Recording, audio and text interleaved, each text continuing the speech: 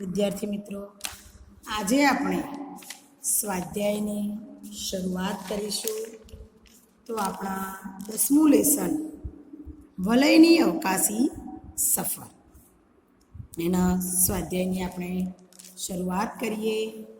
આપણો પહેલો પ્રશ્ન છે, નીચેના પ્રશ્નોના ઉત્તર આપો. એમાં પહેલું પ્રશ્ન છે, શનિના ઉપગ્રહ ટિટાન ઉપર રાતો પ્રકાશ શા માટે છે? તો એનો આપણે જવાબ લખીશું.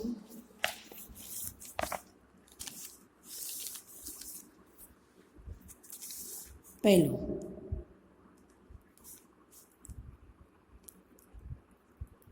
શનિના ઉપગ્રહ ટિટાન ઉપર રાતો પ્રકાશ શા માટે છે? તો એનો ઉત્તર, શનિના ગ્રહ ફરતા વલયો છે. એમાંના 2 વલયોમાંથી સૂર્યપ્રકાશ પરાવર્તન અને વક્રીભવન પામી એવી રીતે ટિટાન ઉપર આવે છે કે માત્ર મોટી તરંગ લંબાઈ ધરાવતો લાલ રંગ જ ત્યાં પહોંચે? એટલે ટિટાન ઉપર રાતા પ્રકાશ સિવાય બીજો પ્રકાશ જ નથી. પ્રશ્ન 2,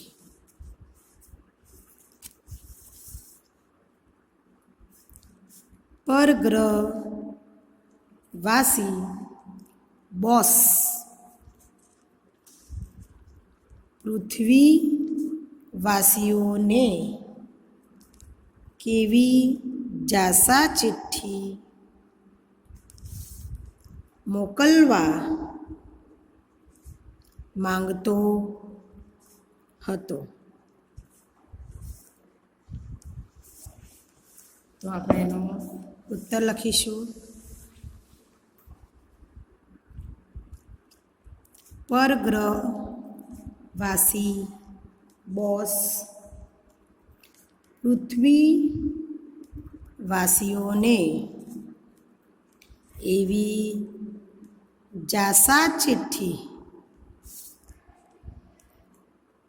મોકલવા માંગતો હતો કે આખી પૃથ્વી પર જેટલો યુરેનિયમ ધાતુનો જથ્થો છે એ તેમને મોકલી દેવામાં આવે. પરગ્રહવાસીઓને ત્યાંથી જમીનમાંથી તે મળતું નથી.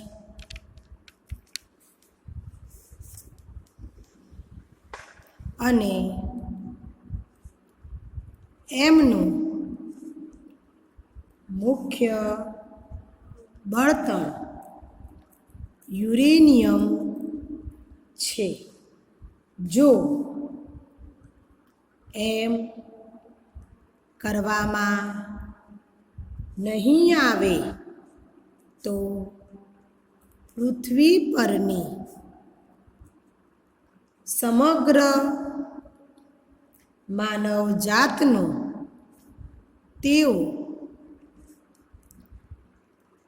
નિકંદન કાઢી નાખશે. પ્રશ્ન 3.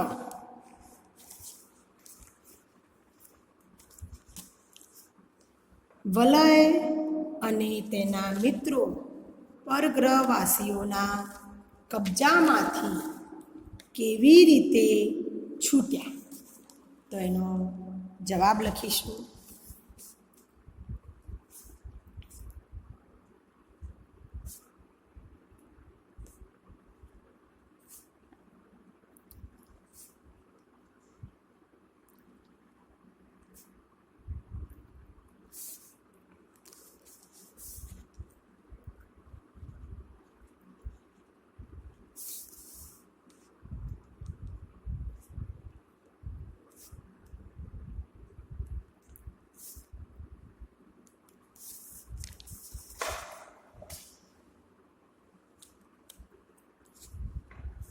તો એનો જવાબ લખીએ.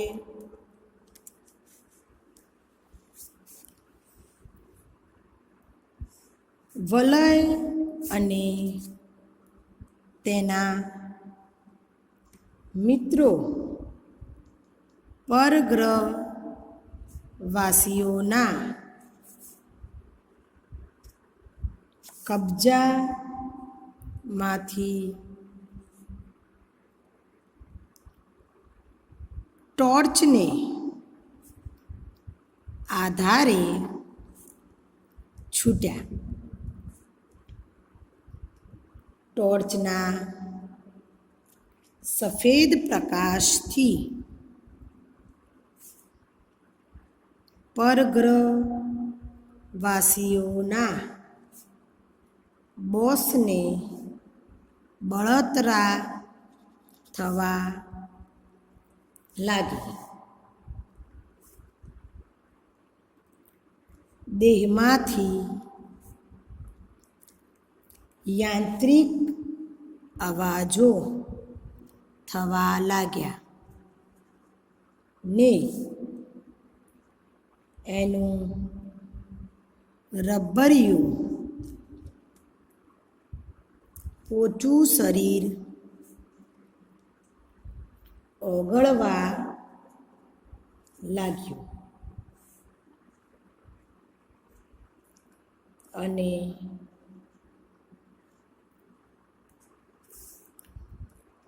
આથી એ વિચિત્ર જીવોમાં દોડધામ મચી ગઈ. બોસનું મૃત્યુ થયું.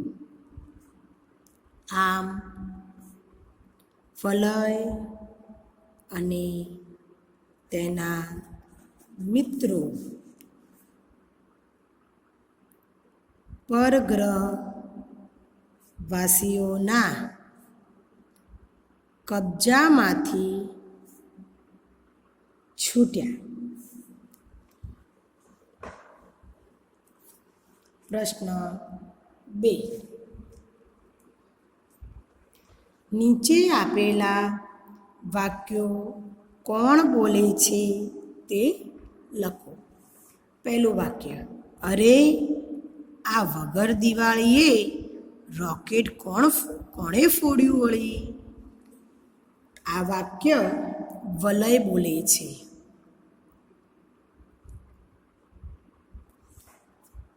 બીજું, આવું મોટું પ્રકાશિત ઘોડા જેવું શું થશે?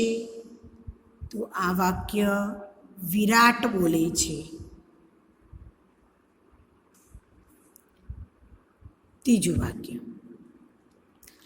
આ કોઈ બીજા ગ્રહનું યાન લાગે છે. આ વાક્ય વિસ્મય બોલે છે.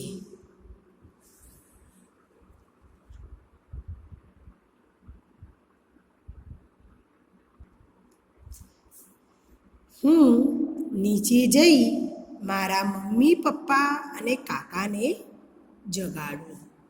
આ વાક્ય વલય બોલે છે. પાંચમું વાક્ય, મોટાઓ આપણે માનીએ તેટલા નીડર નથી હોતા. આ વાક્ય વિરાટ બોલે છે.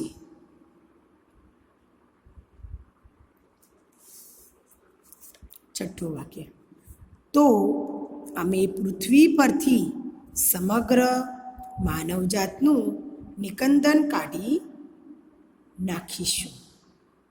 આ વાક્ય બોસ બોલે છે.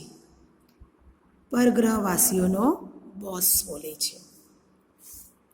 સાતમું વાક્ય, ઉઠને જો કેટલો દિવસ ચડી ગયો. આ વાક્ય વલયના મમ્મી બોલે છે.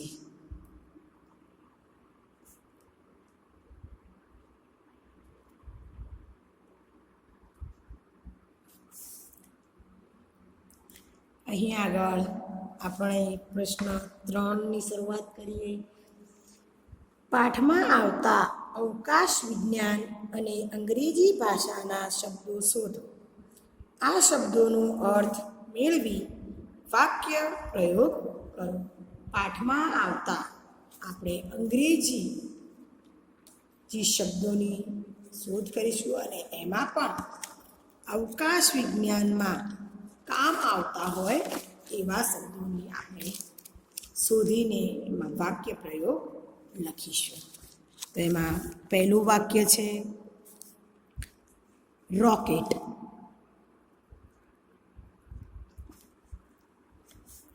બીજું વાક્ય છે સ્પેસ શટલ. ત્રીજું વાક્ય છે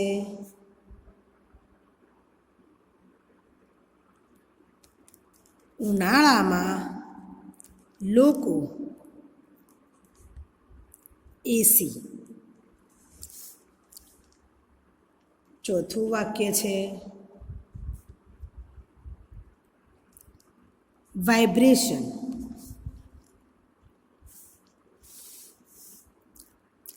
પાંચમું વાક્ય છે જેલ. છઠ્ઠું વાક્ય છે રિમોટ. સાતમું વાક્ય છે ઉડતી રકાબી એ એક્સેટ્રા ટેરેસ્ટ્રિયલ.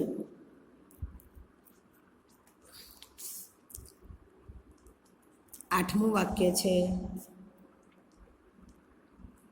અમારા કાર્યાલયના બોસ. નવમું વાક્ય છે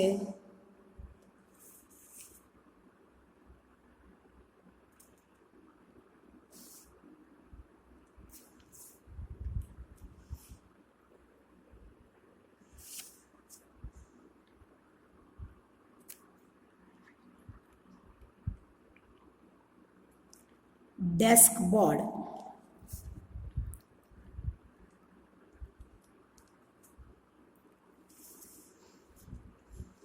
તો આપણે અહીં આગળ વાક્યની શરૂઆત કરીએ. પહેલું વાક્ય છે રોકેટ. તો અહીં આગળ વાક્ય હું ક્યારેય રોકેટ એટલે કે અવકાશી યાનમાં બેઠો નથી. સ્પેસ શટલ એટલે કે અવકાશ યાન. એનું વાક્ય આપણે બનાવીએ. ઈંડા જેવા આકારનું હોય છે. ત્રીજું, ઉનાળામાં લોકો એસીનો ઉપયોગ ઠંડક મેળવવા માટે કરે છે. વાઇબ્રેશન એટલે ધ્રુજારીનો અનુભવ થતાં નિખિલને લાગ્યું કે ધરતીકંપ થયો છે. કેદખાનું ગુનેગારો માટે હોય છે. રિમોટ નિયંત્રક. રિમોટનો ઉપયોગ ટીવી ચેનલ બદલવા થાય છે.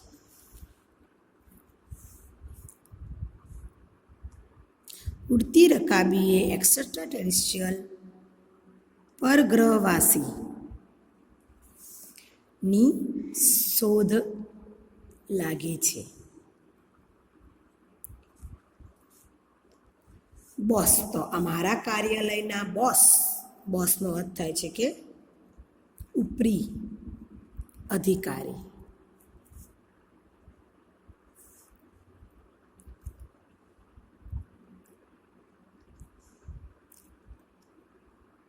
અમારા કાર્યાલયના બોસ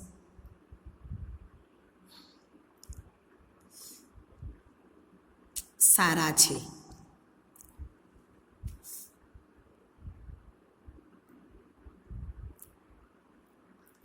કેશબોલ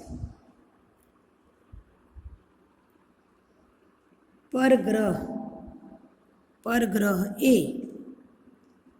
ડેશબોર્ડ એટલે કે ગણન કક્ષ પર આંગળીઓ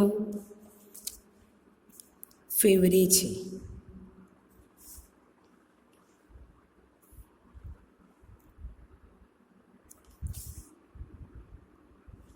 પિયાનો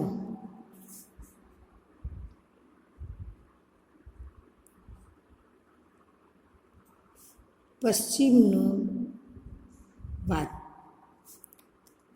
પિયાનો સરસ વગાડે છે.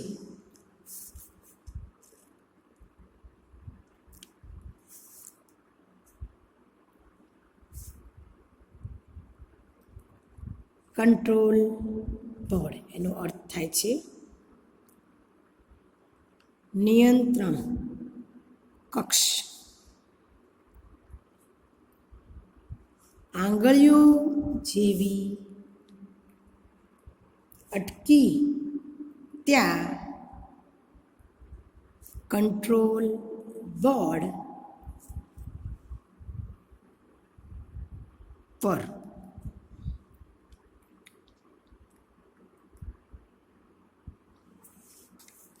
સ્પીકર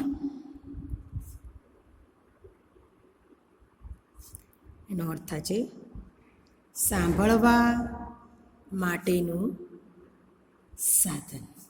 એટલે કે સ્પીકર જેવી રચનામાંથી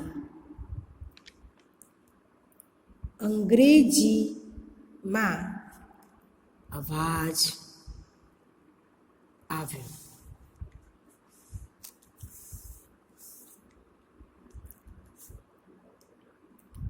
ટોર્ચ બત્તી. ચોથું બેટરી વીજ સંગ્રાહક સાધન. વાક્ય ટોર્ચમાં સફેદ લાઇટ થાય છે.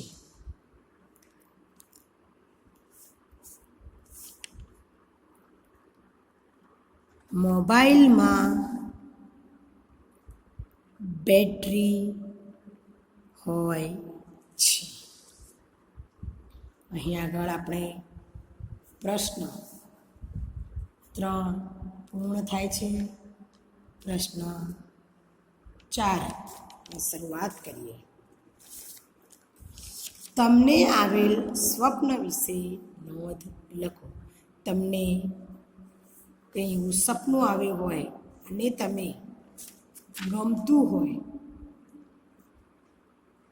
તો એવા સપના વિશે તમારે એક નોંધ લખવાની છે 10 લીટીમાં. પ્રશ્ન 5 ખરા ખોટાની નિશાની કરો. દિવ્ય સારો છોકરો છે. વાક્યમાં સારો એ ગુણવાચક વિશેષણ છે. સાચું. બીજું પ્રાંતિજ નાનું શહેર છે. વાક્યમાં નાનું એ ક્રમવાચક વિશેષણ છે. ખોટું. ક્રમવાચક વિશેષણમાં 1 2 3 4 એવા ક્રમ આપેલા હોય, સંખ્યા આપણને આપેલી. ત્રીજું દોડ સ્પર્ધામાં તેનો 3જો નંબર આવ્યો. વાક્યમાં 3જો એ ક્રમવાચક વિશેષણ છે. સાચું. કેમ કે અહીં આગળ આપણને ક્રમ આપેલો છે, પહેલો, બીજો, ત્રીજો, એમ એટલે ત્રીજો. ચોથું નિધિ 100 રૂપિયા લઈ મેળામાં ગઈ. વાક્યમાં 100 એ સંખ્યાવાચક છે. સાચું.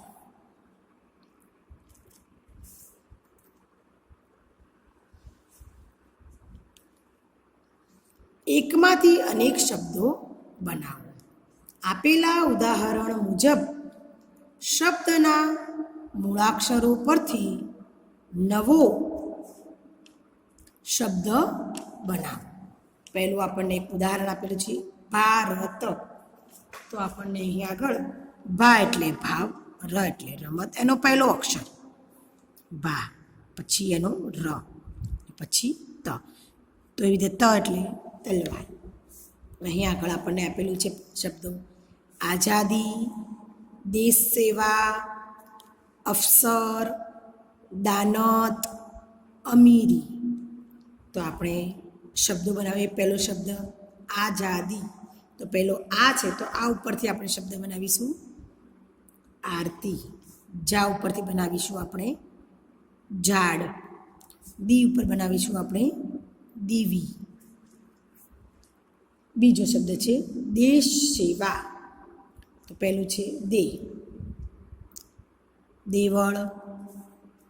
શ ઉપરથી શરમ, સે ઉપરથી સેવક અને વા ઉપરથી વાળ. ત્રીજું છે અફસર. અ ઉપરથી અરજી, ફણસ. સ ઉપરથી સરોવર, ર ઉપરથી રકાબી. ચોથું દાનત. પહેલો શબ્દ છે દા. દા ઉપરથી દાવ, ન ઉપરથી નગારું, ત ઉપરથી તળાવ.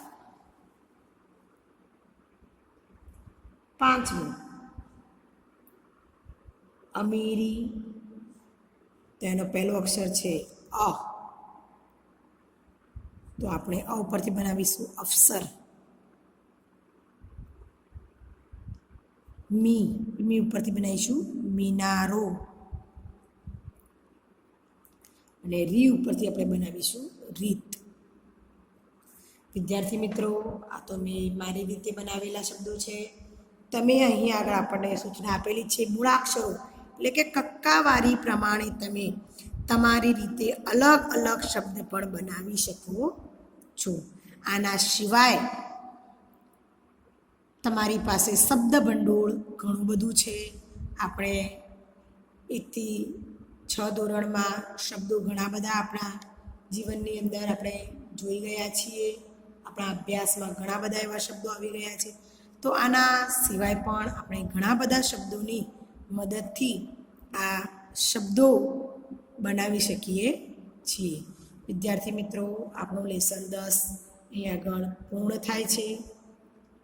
તમારે તમારી નોટબુકની અંદર શબ્દ સમજૂતી, રૂઢિપ્રયોગ, ભાષાની સજ્જતામાં લખાવેલા વાક્યો અને અભ્યાસ લખવાનું અને પછી છેલ્લે સ્વાધ્યાયની શરૂઆત કરવાની રહેશે.